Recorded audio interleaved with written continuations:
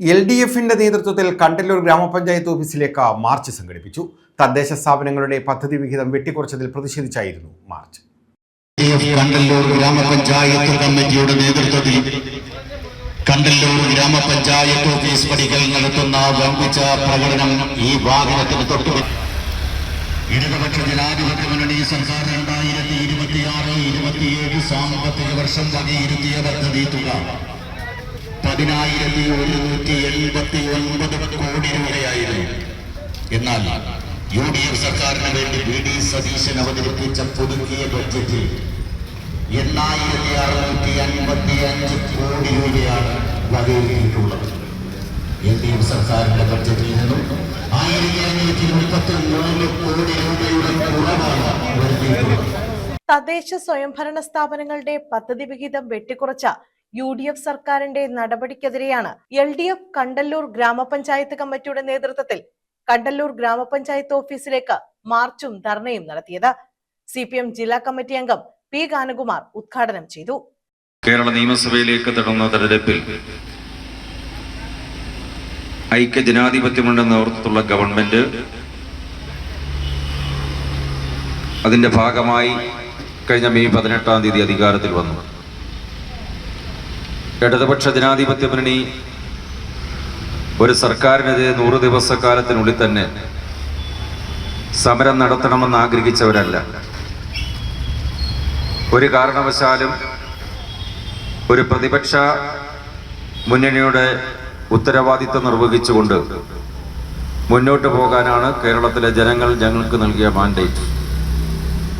അത് പൂർണ്ണമായി പാലിച്ചുകൊണ്ട് തന്നെ ജനപക്ഷ നിലപാട് ഉയർത്തിപ്പിടിച്ചുകൊണ്ട് ജനങ്ങളുടെ അതിസങ്കീർണമായി ഉയർന്നു വരുന്ന രാജ്യത്തും കേരളത്തിലുമുള്ള പ്രശ്നങ്ങൾക്ക് നന്മയേറിയ സമീപനവുമായി എക്കാലത്തും മുന്നോട്ട് പോകുന്ന ഇടതുപക്ഷ ജനാധിപത്യ മുന്നണി കഴിഞ്ഞ 30 വർഷം പരിശോധിക്കുമ്പോൾ 30 ആണ്ടുകളിനിടയിൽ UDFും LDFും അധികാരത്തിൽ വരുമ്പോൾ ജനകീയാസൂത്രണ പദ്ധതി ഉപേക്ഷിക്കാതെ തന്നെ മുന്നോട്ട് പോയത്.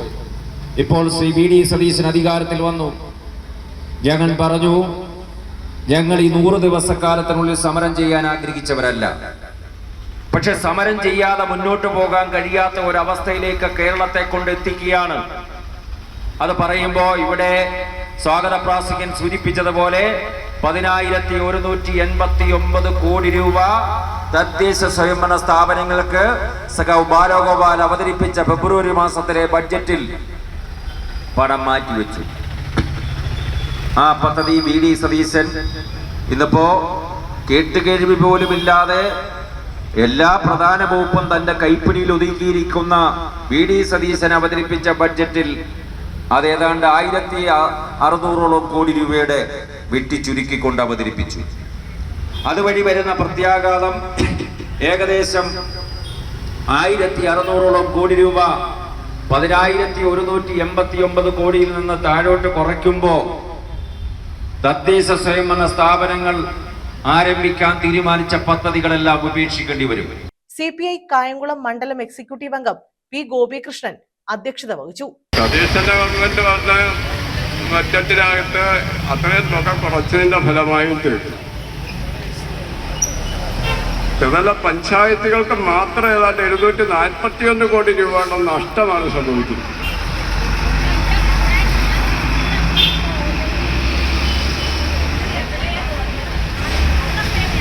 പഞ്ചായത്തുകൾക്ക് പ്രവർത്തിക്കണമെങ്കിൽ